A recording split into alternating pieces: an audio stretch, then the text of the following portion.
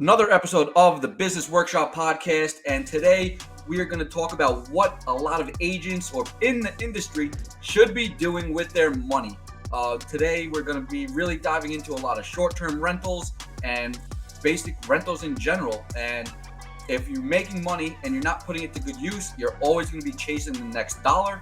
But with short-term rentals or any type of cash flowing asset, hopefully one day you don't have to work.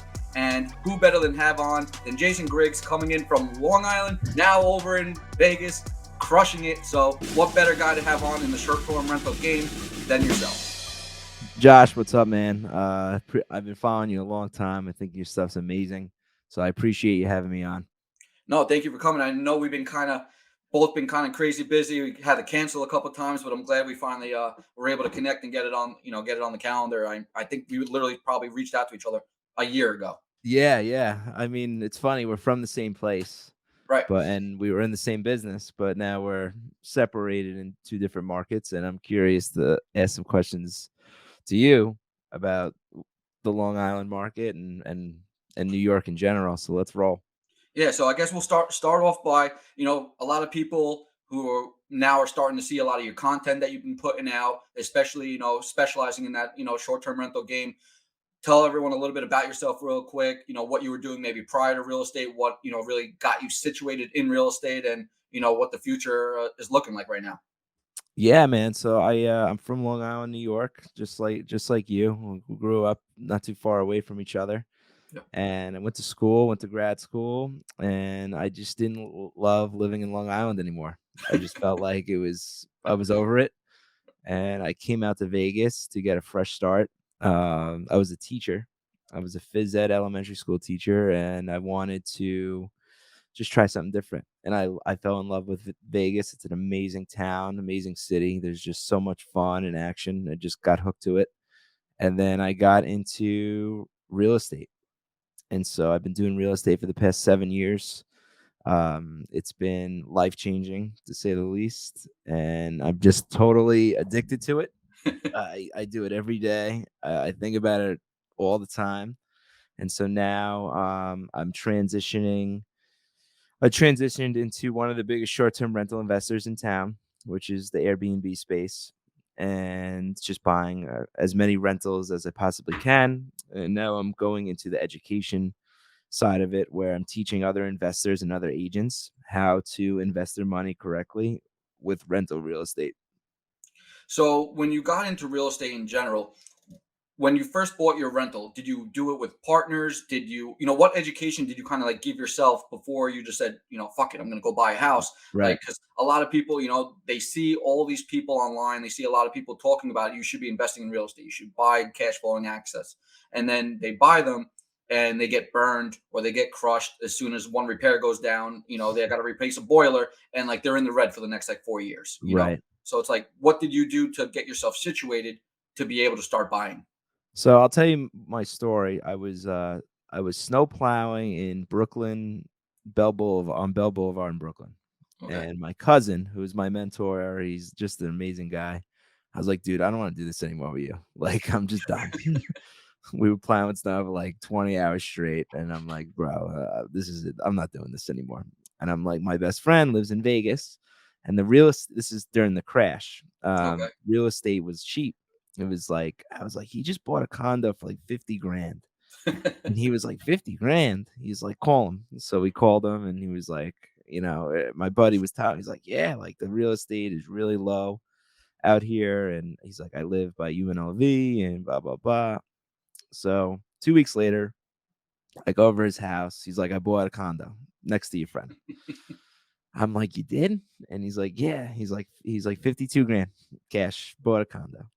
So now my wheels are turning and I was like, I want to move to Vegas. So we made an agreement. I was going to go to Vegas. I was going to set up the condo and live there for a little bit, see how I liked it. And once I got there, I loved it. And so that was really the start of it. I taught for a year.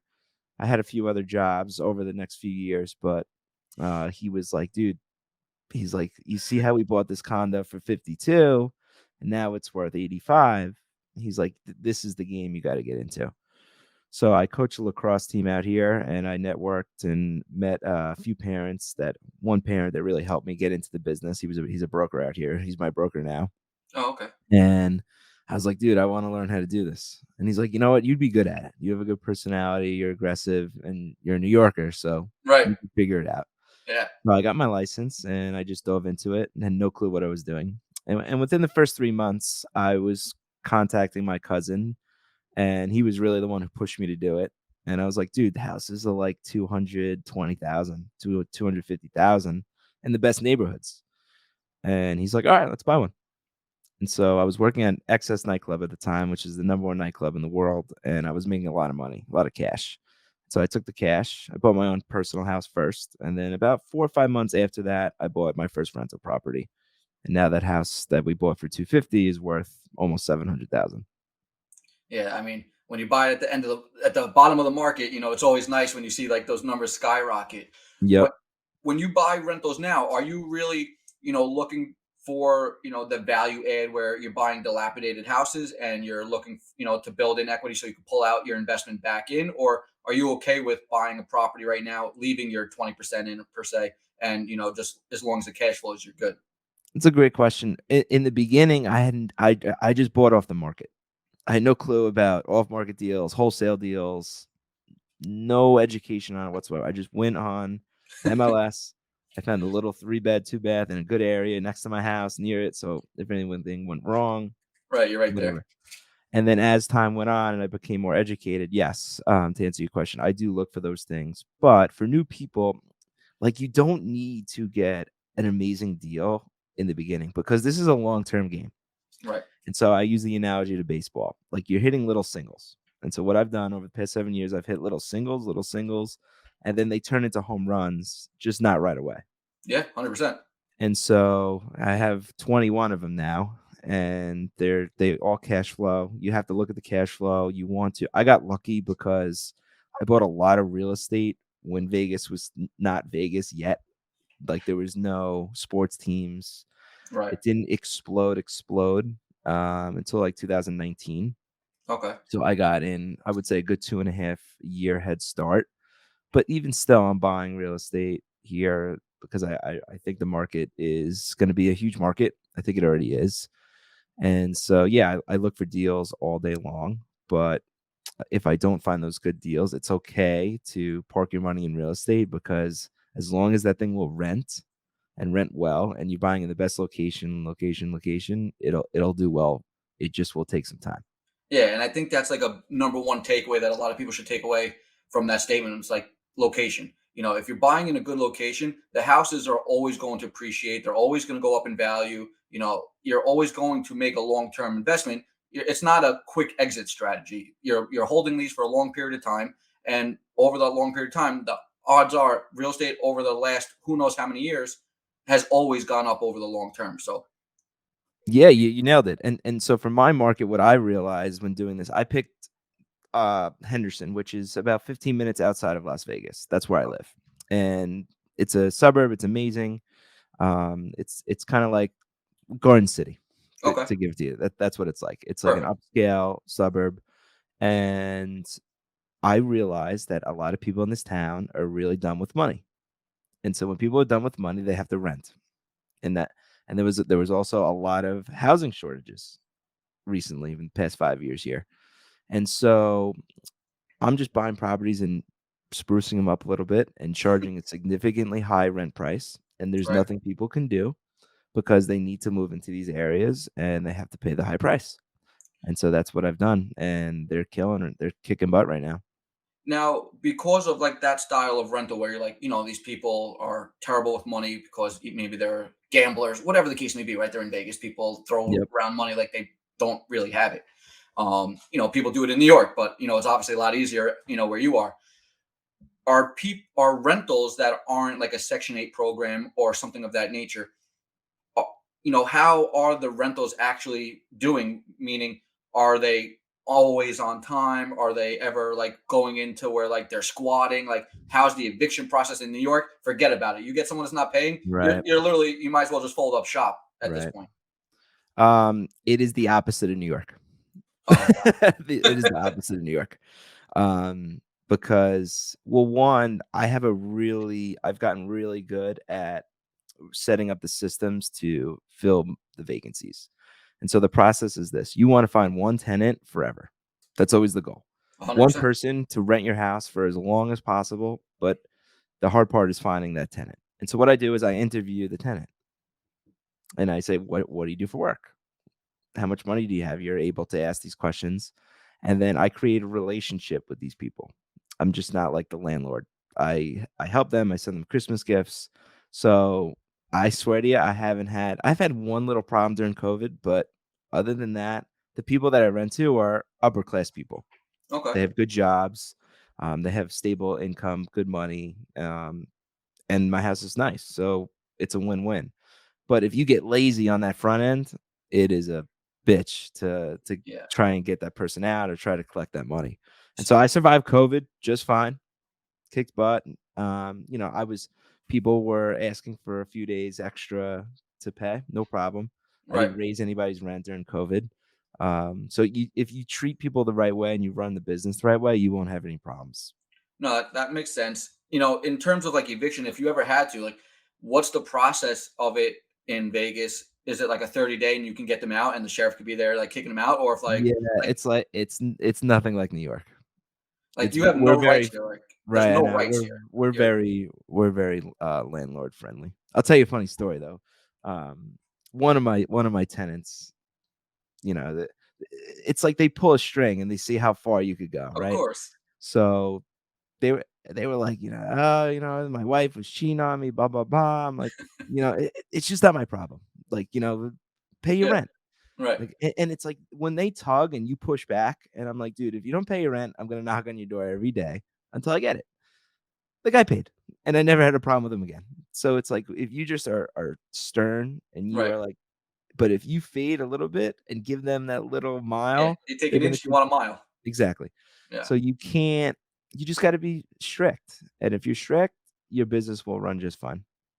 Now, in terms of how the rentals are going down there, what is like the price on a one bedroom, a two bedroom, or a full house rental? Are you renting out like apartment styles, or it's more like full houses? So I do more single families, but I also have 5 condos. Okay. So the reason why they're so good in where I am is the property taxes are so low. So I bought that $250,000 house, and the taxes on it are $1,600 a year. That's it. Okay. Property taxes on the condo are 640 a year. That's incredible. So I'm able to cash flow like insane. The total opposite in your market. You can't cash flow at all because the You taxes can't are get so anything high. for if you find something in a good area that's $10,000 taxes, consider it like a golden gem. Like it's almost impossible, and you're Right. and 10,000. So right off the bat on your house, that's $12,000 of profit you're just throwing away. Right. Right? So on mine, I bought the house for 250. Our mortgage is 835 and we rent it for 2250. Yeah. Home run. So we're cash flowing a great amount, and we cycle that money into the mortgage to pay down the mortgage. We want to pay this thing off quickly. And with the Airbnb stuff we're doing, it's just on steroids. Like the returns are 3, 4x, 5x of what your mortgage payment is. Yeah.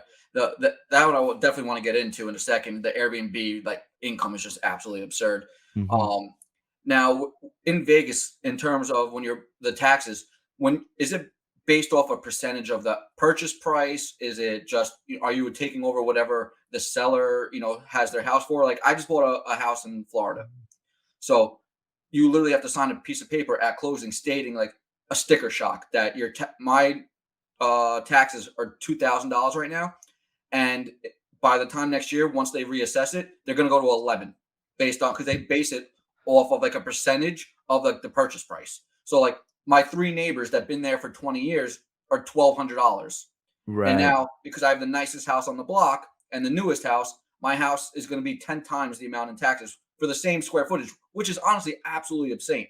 Really is Right. insane. You know, how do the No, it taxes doesn't work work over like that here. It's just a set standard. So like I bought a $1.5 million house and the taxes are 8 grand a year. there? Yeah, that's Yeah, so that's the benefit of, and I think a lot of people misread real estate investing because they don't look at the taxes. 100%. Like, you can't invest in Long Island. It's very hard. It's very hard. It's just you could take the 200,000 here and absolutely take it to the next level. But in Long Island, it's so much harder. Um, Very so hard. I all mean, the those all taxes those are things play a factor, right? So I got lucky. I got lucky. I didn't know anything about real estate when I moved here. I just liked having fun. right. And so I just fell into it, and it's been amazing. I've been able to really invest and grow the portfolio. But now I'm looking for the next market. I feel like this market's kind of high, and it's a little tapped in some areas. So I'm like, all right, well, let's look. That's the cool part about real estate. You can do it anywhere. And that's the game, finding the next market to Yeah. invest in. And so I'm constantly networking with wholesalers and different investors in different cities. And I'm just comparing, what are your taxes? Like, I was looking at Dallas. Dallas taxes are extremely high too. So like, I want to stay away from that. Now, are you comfortable going out of state where like it's not your hometown? It's not like your bread, not your hometown, but it's not like your bread and butter, right? You're going out there. You got to start finding new property managers. You got to Yep. find all the people, all the contractors. You got to have your maintenance people. Like you got to have the person that you're screening for tenants. Like you don't know the areas as well as you know exactly where I want to be, what I can get for this house, what I can price it for, etc. Compared to Yeah. you kind of taking someone else's, It's a great word it's for a it. it's a great point because I was scared crapless.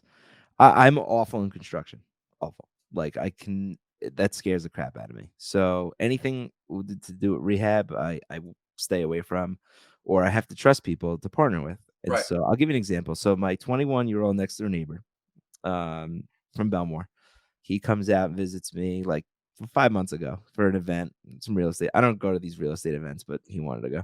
So I trained him. I was like, look, this is what you need to do. You got to go on Facebook. You got to find people. So he found a sub two deal where we took over somebody's mortgage in Mississippi. Okay. So I'm like, look, you got to call the property managers. You got to comp it, blah, blah, blah. And he's like, look, I found a property manager from Freeport. I was like, that's the person. Somebody from New York gets it done. And so we bought it and we did a little rehab, and now we have it as an Airbnb there, and it's great. And so like, you could do it very quickly, but you have to interview people and you have to do yeah, some research on the market. But like that deal that we took over, it's like a long-term thing. Like, I forgot about it. Like, it's in the right. account, like it's autopilot, and then we're on to the next one. So let's get into the Airbnbs, which Okay. obviously is your, wheelhouse, right? So Mhm. a lot of people always ask, a lot of people are asking like New York, they're like, "Oh, what do you think of like Airbnb in New York?" And to me, my always response is, "Well, where are you doing it? Because what hotspots or what is there around New York that people really want to come to? Like, unless you're in the Hamptons or you're, Yep. somewhere out there, okay, I could see it Airbnb in the summer months. You'd probably crush it. Other than that, like, it's probably going to be really slow. But like, where are you Airbnb in New York that's going to be successful? To me, most likely nowhere. Maybe some places in the city, but like, there's no like hotspot. Like, if you're in Florida or Vegas or something like that, where like people are vacationing all the time or something of that nature, where I feel like you need that to really be successful in the Airbnb market, in my opinion. Is what do you think on that? I agree with you. I don't think Long Island's a good Airbnb market. You need an attraction.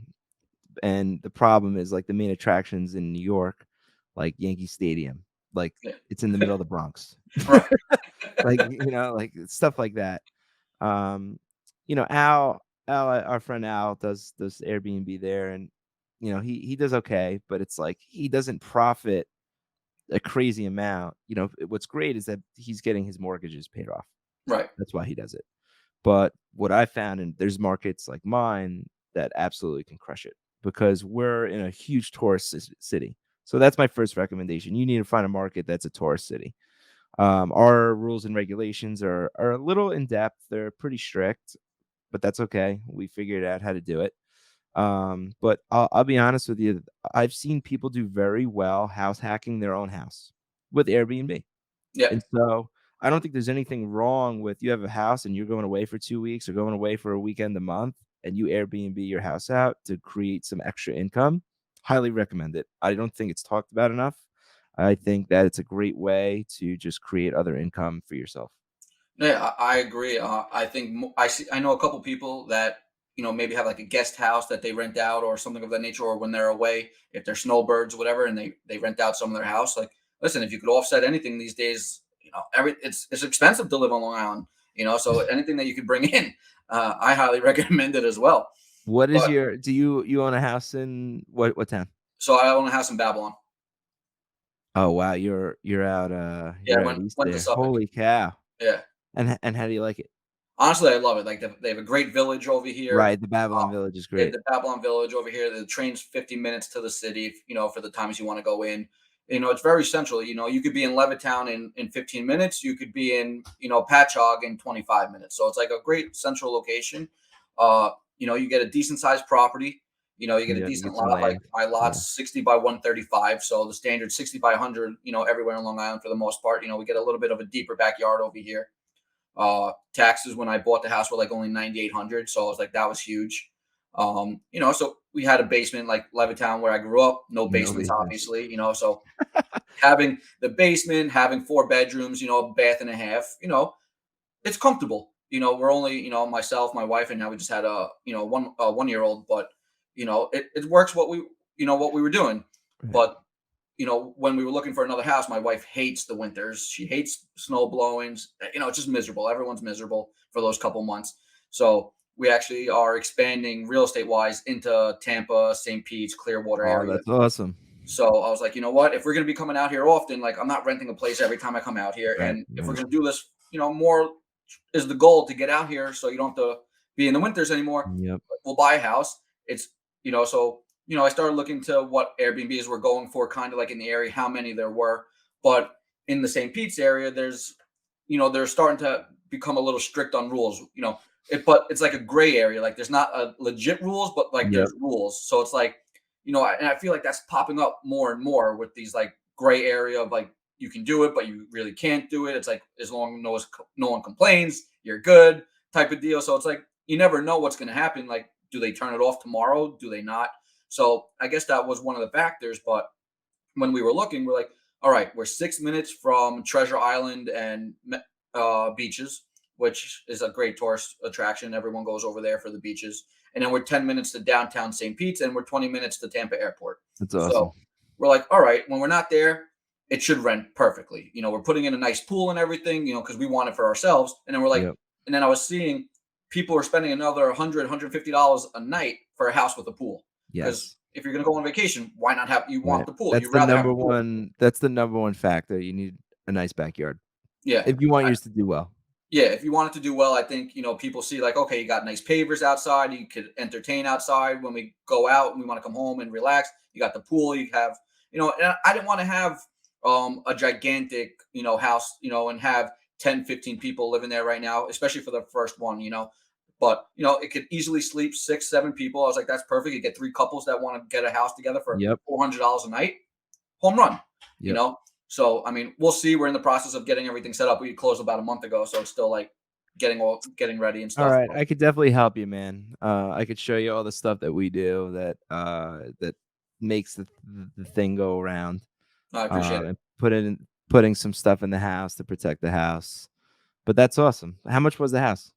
So so basically, it was a flip that was being done. My buddy is a realtor. I know one of the realtors that helped me down there. He actually just moved to Florida. I don't know, probably less than a year ago. But he was a New York realtor.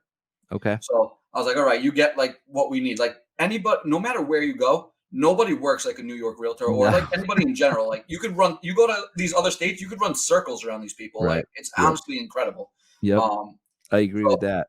yeah, it's honestly crazy. Like they like, oh, 7 o'clock, like I'm not working today. Like my phone's like always on, this and that. It's like, the hustle, they just don't get the hustle. No, they don't. So I helped he helped me buy it, but when I linked up with him, it was an off-market deal, but we worked it out where we customized everything. We picked what flooring we wanted, what cabinets we wanted, handles, flooring tiles for the bathrooms, hardware for the bed. Like we pretty much built the house to our, likings, the colors, the gutters, blah blah blah. Like we pretty much picked everything. It was 600 for Oh, like it's like nothing. yeah, That's it's like awesome. 1,600. It's like, yeah, like 1,600 square feet, 3 bed, 2 full bath. 3 beds. That's great. It's for what it is. It was what we needed. That was like my 5-year plan, and then whenever we go down there for real, then we'll buy like the forever style house. That's awesome. I was just in San Diego. I was looking at Oh, San I love Diego San real Diego, estate. dude. Dude, the real estate there is Dude, it's crazy actually expensive. it's crazy. My wife's two sisters live in San Diego, I and love San Diego. whenever we go to visit them, like we see these houses, like one, what the investors pay for these houses, you would like go nuts. Like you're like, how do you even make money? And Right, then they're renting a 3-bedroom house. It's like a $5,000 nut for rent right. on a Yeah, house. it's like That's New York. wild, It's like the exact same thing as New York over But there. how do you afford that as a renter? You're gonna go rent a house for $4,800 a month. Dude, that it's funny because, being from where we're from and going to California, those people are lost. Like, everyone is just, like, high as a pie, just chilling, no worry in the world. They just wanna smoke weed and relax, Yeah, and but and they don't even realize they're getting raped. Like they keep raising these taxes. You're oh, yeah. making money. Like But they're like the it's thing worse than is, New Zach, York. they don't care. Like, they It's just live in crazy. sun they live in the sun all day, they don't care. But They don't care about getting ahead, they don't care about getting their own house, they have their job, it's they go to happy hour every day, and that's their life, like, that's the culture there. Yeah. The It one thing I do like, I mean, they have no choice there because they're so like overpopulated and people can't afford it. I guess like they're allowing like all these like ADUs and stuff to be put on like their backyards and everything like Yep, that. yep. Where like they're offsetting their money or they're getting everything is like 1, 2, 3, A, B, C, D, E, like all on the same property. It's like absolutely kind I of know, crazy. I know. California's a little different. We got a huge influx of Californians that moved here, and Oh, I can imagine. it's just blowing up our city more and more and more and more and more, and they just can't build fast enough.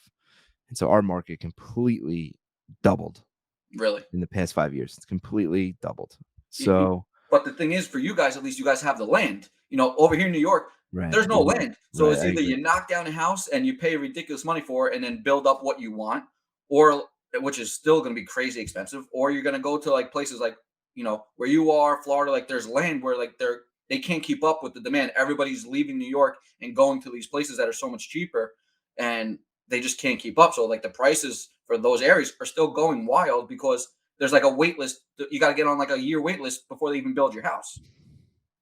You know what I don't understand? Like, I have a lot of friends who still live at home, and they can't wrap their head around the fact that they could have a better life somewhere else. They can take their skills and do what they do, whatever it is, cop, fireman, whatever, like, whatever job, blue collar job, whatever job. Hmm. They just can't. And I'm like, look, you could do this where I live and buy this house, and you would have a way bigger house, let for the same for less, and you'd be bringing in and saving a lot more money. And they're like, mm, or I can't leave my family. I Yeah, can't. it's the uncertainty, it's the unknown. It's they're just, oh, if I don't see my parents all the time or whatever it may be. So like you sacrifice all that for and having to work two jobs and being able to like if I want to go on vacation, like I got to save up for a year in advance. Meanwhile, you could be over here like stress free and have a decent savings. I know, and I'm trying. That's my. I love moving. I'm up to 12 people. 12 people You're from just Long recruiting Island. them left and right. Dude, it's so easy. Like, and the people who listen to me, they love it. Once they're there, they love it. Right, they love it. Like, I moved Aljamain Sterling, he's the UFC champion, right? And I was like, "Dude, you buy this house. It's way nicer than the house you live in, and it's right next to your gym here, and you could rent out the other rooms to fighters." And he loves it. He's like, "I can't believe I didn't do this sooner." And then he got his friend to buy a house 3 houses away from him, and then he's telling everybody, he's like, "Let's just build an army out here," and I'm like, "Let's do it." Because it just takes you gotta get in the pool, man. Like, you gotta change you gotta get some guts to leave, Yeah, and sometimes you nobody just gotta rip leaves. off the Band-Aid. What's the worst that could happen? You lose some money and you fly and you go back? Right. And I always use this example, like, I asked my one friend, I'm like he's like, "Well, I got my family here." I'm like, How often do you see your family?" He's like, once every month and a half." I'm like, "If you flew, Fly it's a home, hu yeah. right, it's $189. You flew back and saw them every month and a half, you would be so much richer, like, you would have so much more money." And then Right. they look at you, they're like, "Mm, I don't know. I'm like, whatever. Keep shoveling the snow. Yeah, and that's what people, were saying when I bought the house in Florida. Like, how often are you gonna go back and forth? I'm like, dude, I could fly out of MacArthur. It's from the time I leave my front door to like it's the easiest airport to get through. There's no one ever there. From the time I leave my house, drive to the airport, go through security and everything, and I'm at the gate. It takes me 40 minutes total. It's awesome. And the flight round trip is like you if you book it early, it's $100 round trip to Tampa, and you're there in 2 hours. So I'm like, Yeah, listen, if you I have to go understand it. back and forth for New York business, I'll book a flight tomorrow, like, and I'm there. Like, they're so cheap. Like, just do it. It's great. No, you nailed it. I just wish people from my town would give it a chance. They don't Yeah, give it a they're too chance. Like, scared. they're too scared, right? They just don't. You're They've start never they're scared seen. about starting over. They're scared about not knowing anybody. They're scared, just, oh, what happens if it doesn't work? They're just they get so hung up on all the negatives, like they don't see any the Yeah, I positives. know. I was like, just give it a chance. Like, give it one try, just and see. Like, Right. you've never lived in a place where it's sunny every day. Yeah. Like, it's sunny here every day. Right. There's no rain. There's no snow. There's just no rain, no snow. And so that's awesome. Like waking up and where you're like, I know it's gonna be nice. Like you don't have to worry about anything being canceled. It it's just a cool thing. Yeah. So, But go ahead. and I want to get into the short-term rental stuff because I know a lot of Okay. people are going to ask a lot of questions about it. So, in terms of your short-term rental stuff, when you're analyzing a property, what is your like cash flow number or percentage that you kind of look for in terms of, listen, I need the cash flow X to make it, something worthwhile. And then, are most short-term rentals that you're buying ready to go already in terms of like you're not really doing work to them? Great question. So what I do is I look to double the mortgage. So if my mortgage is $1,500 all in, I try to bring in at least 3,000. So I pay my mortgage at 15 and then I profit 1,500. Okay. Okay. Now not all of them work like that. Now some work 3x that. Right. So it depends. So when I first started doing it, obviously the value add of buying a property beat up, fixing it up. The thing that people underestimate is the furniture. Furniture is very expensive, and you have Super to buy the expensive. right furniture. You have to set it up correctly, and you're buying a business. You're not really buying a house Right. because there's constant turnover. Guests are breaking things. They're overusing the property, so things are going to break more, and so you have to have a nice liquidity to be able to fund these problems. So I bought my first short-term rental with a cop and he's a detective in Brooklyn. Never met the guy, just heard friend to friend to friend, Right. and I partnered with him. And it's going good now, but in the beginning, it's a rocky road. Neighbor didn't like it. He was a pain in the butt. We had a couple parties in there that ruined some stuff. But I think our mortgage is 2,100, and we're bringing in almost 5,000 a month. Yeah. So, So it's doing great, but he got hooked right away. He was like, he's like, yeah. he's like, why am I a cop? I'm gonna get killed out here. I'm Right. just gonna throw my gun in the street and get out to where you are so I could keep doing this. And that's the mentality that I've always had. Like these rental properties are great. They're a good retirement plan down the line. Absolutely. And you never sell the real estate and you could do a lot with it. Now, when you're saying, you kind of have to have that liquidity to, you're going to have multiple items that are getting broken. Like I saw the other day, like your TV got stolen. Yeah. Like, that's absolutely What's absurd. up, Like, man? People. like people are that's crazy. Like, oh, let me take this TV off the wall and put it in my car on the way out. Like, that's just crazy, to me. But that being said, like, do you account for a certain percentage of the income that you bring in every month to go towards like future repairs and stuff like that? And like, what percentage is that? All right. So the way I structure it, and I think everyone should structure every rental property like this, is you have a rental property. So you buy a rental. Okay. You have a bank account for each rental. Now, all the money, everything goes through that one account. So if I'm bringing in 5 grand a month, that money goes into that account. I don't touch it. You can't touch that money. You can't.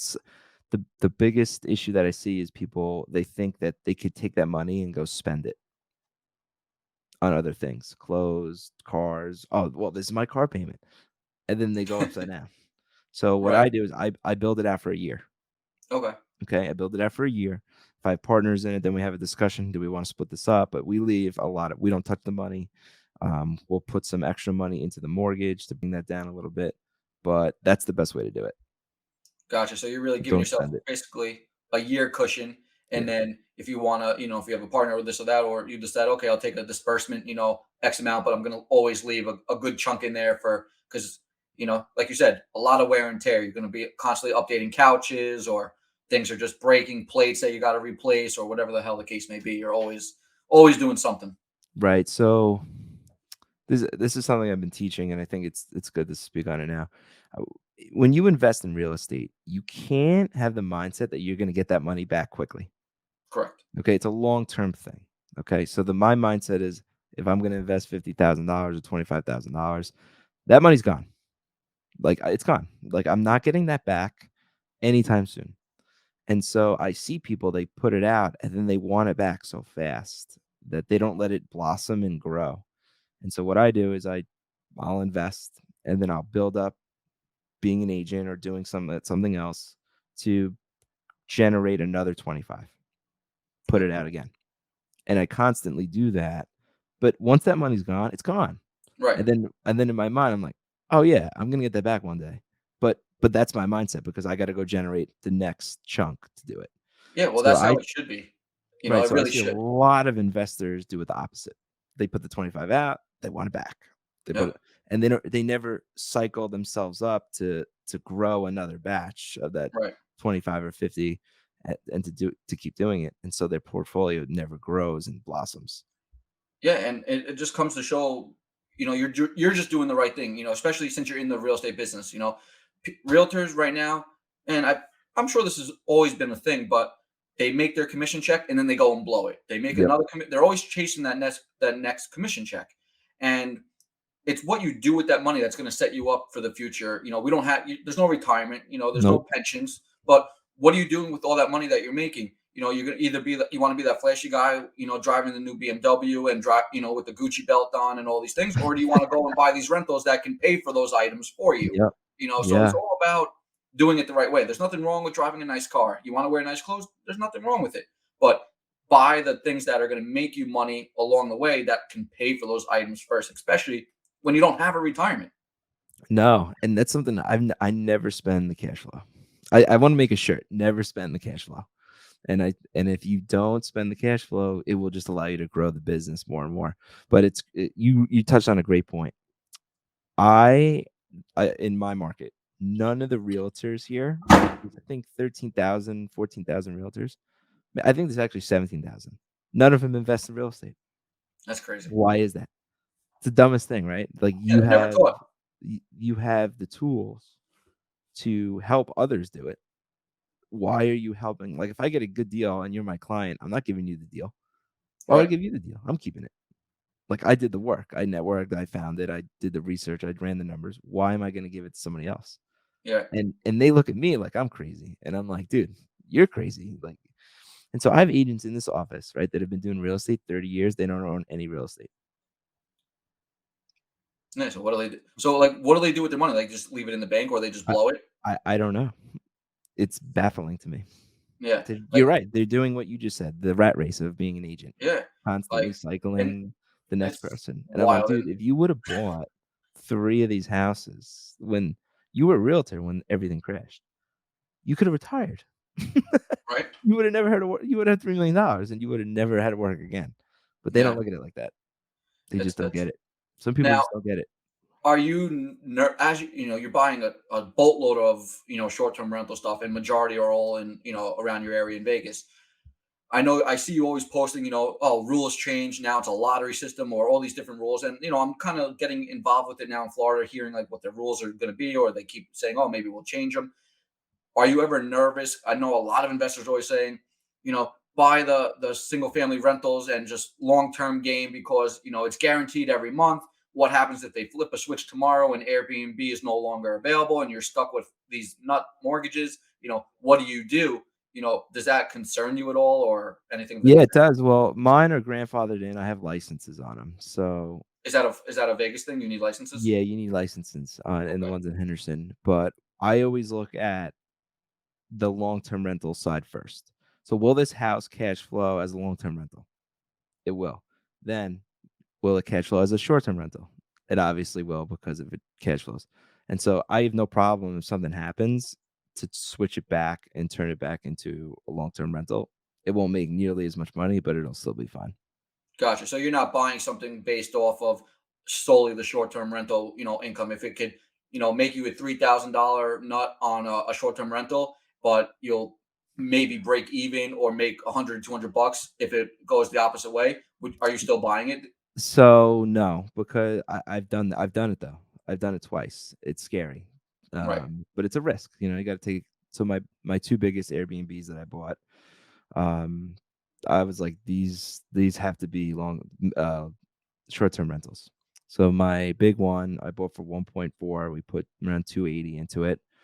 Our mortgage is around 8,000, but it brings in around 45,000 a month. Yeah, it's absurd. Is that the one that that you have like the Yeah, crazy videos that's and my you have big like one. It's the it's biggest like a one in resort, dude. Vegas right now, legal one. And so we got the licensing on it. It's fine. It's kicking butt.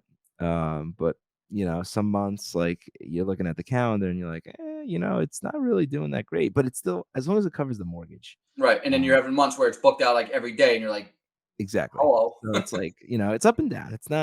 Right. It's not every month is a killer month. There's seasons and the business is very different. But as long as you can get to that double your mortgage, I'm happy. But a lot of some of my partners aren't happy with that. They want more, which is fine. Yeah. I'm fine with that. But I'm like, look, if we did this as a long-term rental, it would bring in like 15% of what we're bringing in. So if it's doubling, like it's very Yeah. good. It's very good. Yeah. Now, when you set up these rentals all over the place, I'm assuming you have a great system in place now that okay, these are the items I need, and you just go through a checklist and you're pretty much banging out the same thing for the majority of all these houses. For the people that are just, getting into the field, what are like some of the main items that you're putting into these houses that think must go? If it's, silverware and stuff like that, if it's camera systems, if it's security or, anything, what are your top items that you pretty much are your go-to for every single house? So it's all about functionality with this business. You need to make sure that you can manage the entire house from your phone. So you need to make sure that your front door has the keypad, okay, that you could change the locks. You need the Ring doorbell so you can actually see who's coming into the house. Whoever books it is actually that person. And then just being able to control the AC units, the heat, so they're not cranking up your bills. And then the functionality of the inside. So you want to make sure that you buy nice furniture, but not overspend on it. So there's like a small gap there, and people are gonna destroy your house. They're gonna spill red wine on your couch. They're gonna spill crap in your bed. Um, so you have to just be aware that you're gonna buy sheets. So don't buy the nicest sheets because they're gonna get ruined in a few stays. So they're gonna get cycled. Towels, same thing. And so you want to buy furniture that's not all white because it gets dirty quicker. So we buy a lot of black or dark gray style furniture. And but and you will learn as you go. Every market's going to be different. Every the clientele is going to be different. Every different house that you buy, but it's a learning process. So some things that work on this house don't work on this one, and so but you're basically buying a mini hotel, and Right. so it's more about the service than anything. You need to make sure that it's easy for them to get inside, they have a good stay, and they want to come back. Right. Now, do you have it set up where like they automatically get like a link after like they're done to leave you a review, or is everything Yeah, like are you automating like everything to the fact where everything like is automated, everything. everything? So as soon as they book, they get sent the rules and regulations of the house. They sign a contract, agreement. They get another rule. They get like a pamphlet of how to work everything in the house with QR codes. And then throughout the house, we have QR codes in the house, how to Wonderful. work the TV, how to turn on the barbecue. And if you don't do that, you'll get 100 phone calls and you'll Right. never sleep. So you're pretty much making it all idiot proof. No matter where you go, Yes. scan this, and it'll give you step by step how to do everything basically. Yeah, and I mean, it's so in depth of we have VAs that are on staff 24 hours a day. So if you message in 3 a.m., something's wrong, you're messaging to them, and they're just like every other business that's Right. big has. So that's the way we set it up. Oh, so that's that's pretty smart. So basically, you're not the one fielding phone calls for the really at all. You No, I have I partnered with a property management team, the guy who kinda taught me the business, and so we help each other, but he's in charge of building out the system so the house runs efficiently. He does an amazing job. That's great. And then you have virtual assistants basically fielding all phone calls, and they know unless it goes up the chain of commands, basically, unless it's super serious, my phone is not ringing. My phone doesn't ring. And Yeah. neither does his. All the systems are in place. We have a VA that has a screen in the Philippines, and she watches every camera of all 31 houses. Wow, that's great. So if there's a party going off, sees it, she calls the guest, and if not, we have a company that will go to the property and shut it down. That's great. Now, cameras only outside, inside, Only outside. only outside, right? Only outside. You'll get into some trouble Yeah, people don't if you want put them people don't want you inside. watching them inside. I don't even have him in the backyard. I know because I would've saw who took that camera, the Oh, so you're TV. not even in the backyard. No, because, people do some stuff in the hot tub and whatnot, True. and, you filming that and then you have Right, it. they want to That make it. gets Yeah. that it opens up a can of worms, so we don't put any cameras in the back, but people are way different than me, and some do. Yeah, listen, I guess, as long as you make it aware, listen, this outside the property is under surveillance, it's not like, you're not being shady or hiding it, you're telling it, do as you will at your own risk, but, the Right. cameras are I outside to know. protect, the asset. Yeah, it's a science. So, like, what I did was I was getting so many questions about it, like, how do you build one of these things? How do you operate it? And I got hammered over the head, like, you gotta build a course. And so I spent 8 months doing this, and so I built out a full how-to of everything, what to put in the house, how to manage it, how to operate it, how to word your listing, the pictures, everything. And so I actually went through my properties and filmed of put this here, move this. This is the furnace. Right. This like so people can actually see how Yeah, I yeah. did it and how I do it. And so the people who are starting to get into it, they watch it and they learn a lot because they're like, "Wow, I never knew how much went into this." And I'm like, "Yeah, it's a Yeah. you're buying a business." You're literally buying a hotel, and how are you going to run a hotel without getting the least amount of bullshit calls every single day asking how to do this or that? Yep. And And I saw you recording it too. So for the people that are looking to get into it, like, how do they, what does the course cost? How can they find the course? so I made it easy. So it's called winwithairbnb.com. And so what I do is when watch the course. You buy the course, it's 1,500 bucks. It's a very small price for all the Hey, value that listen, I'm that could giving. be one month of your I'm profit not to just learn. saying it, right? And then what I'll do is after you finish the course, I'll sit with you and Zoom with you, and then you walk me through your house, and I will give you advice of what to do Listen, and help for you set it somebody up. that is how much $1,500 for something that you've never done before to have somebody that's done it 20 plus times to be able to set you up for success. I mean, you're talking potentially less than 1 month's profit.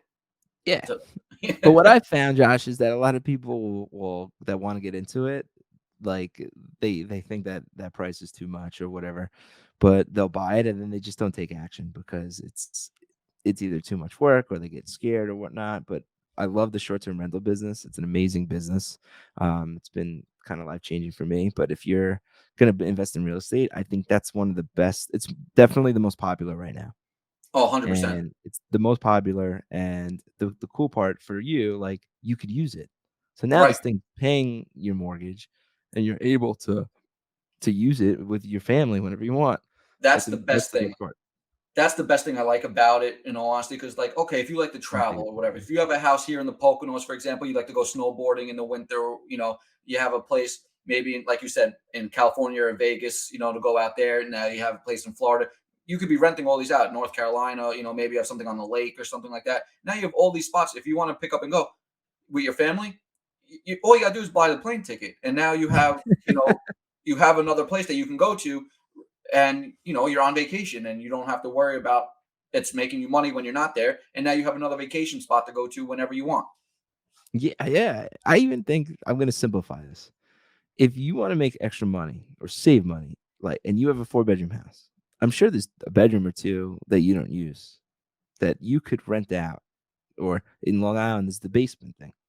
And if you turn that, you could turn that into a air you could turn that but you could put that on an Airbnb, and you could rent that out for extra income. You don't have to do it all the time, but Right. you can create extra income. That's all this is you're just buying something and just constantly renting it until the wheels fall off. Do you know what the rules are in terms of, some people ask me, "Oh, I'm worried about the Airbnb. What happens if, you become somewhere that, they book for 4 days and then like they don't leave?" Like, is there like a squatting thing like with Airbnb? Like, do they cover any type of insurance? Like, do people Yeah, that, they, like, you know? well, we have juiced up insurance. It's a good question. I haven't got that question, I don't think ever. So they're not technically squatters because it's a vacation rental. So you would be Okay. able to get them out right away. No, right? You would be able to get them out Oh, right you away. would be able to get them out right Yeah. away. So Yeah, since it's because because like it's a business and like they bought that as, a vacation, basically they're booked the hotel for 4 nights, and like if they're not leaving, like technically, you could move things along pretty quickly. yeah, exactly. You know, it's funny. I'll share this. I got a call from the local police department that they want to rent out some of my properties for training, Huh. or whatever. And it's amazing when you have these things like What the opportunities? questions that you'll get, like, hey, can I use it for this? Can I use it for that? Can I rent it for speaking? I want to do therapy in here. You could do whatever you want as Yeah. long as As long as you you pay, pay you're and you don't ruin the house. I don't care. And right. so that's the business. Like, it's awesome. What's the worst thing that has happened to one of the houses that you've had I just rented my big one to an NBA player. And he destroyed the house. He had destroyed? like a sex orgy, like Jeez. disgusting. And so the guy who referred this person, I was like, dude, this is bullshit. And he got like embarrassed. So he paid me a significant amount to fix everything. And so we How made much extra how money on much it. how much in cleaning and damages we talking? It was a few grand. All right. Yeah, it That wasn't too wasn't crazy. wasn't But no, terrible, I but mean, still. it's like we run the business the right. The worst thing that's ever happened to me was my neighbor. On my first one I ever did, was he complained about construction noise, and then the city came and they shut us down for 10 months. During construction, so you got like a For stop work order? got a stop work order, and to fix all that. And so Oh, they screw you. here in Henderson, if you put a license on your property, every neighbor gets a letter in the mail saying that you're going to be an Airbnb. And so the Gotcha. neighbor didn't like it. So, do a lot of is that like a big thing? Do a lot of people in certain areas like they're like, I don't want an Airbnb in my block because they constant foot traffic in and out. They know there's gonna Yeah, be people yeah, that but are what in you the have to asshole. do is you have to educate the neighbor. You have to be nice to the neighbor. I have really cool neighbors on a lot of them. And I'm like, look, if you want to go use the pool, go use the pool. You want friends that are coming into town, I'll block off that weekend for you. It's all yours. Because without them, and if things go wrong, I want them to call me. Right, And it is messed up, if you bring in some nasty people into the neighborhood and they don't do the right thing. right, So you got to be super careful to make sure that they're on board with it. Because I swear to God, I found this crazy house, and I was like, this is gonna be a killer Airbnb. And I walked up, and before I went into, I was under contract actually. I walked over to the neighbor, I knocked on the door, and he comes out. He's in a sheriff outfit, and he's like, "Yeah, I'm the local sheriff. I'm the detective." And I was like, "Yeah, I'm not doing this here." right. This is gonna be I a was bad one. like, "I'm gonna do an Airbnb next door. What do you think?" He's like, "No shot." He's like, "I don't want that around here." And I was like, "All right." So I canceled the deal. So you got to do your research. Yeah, so basically, so when you buy them, you're literally like, going to the neighbors and knocking on the doors and be like, "Hey, listen, this is who I am. This is what I do.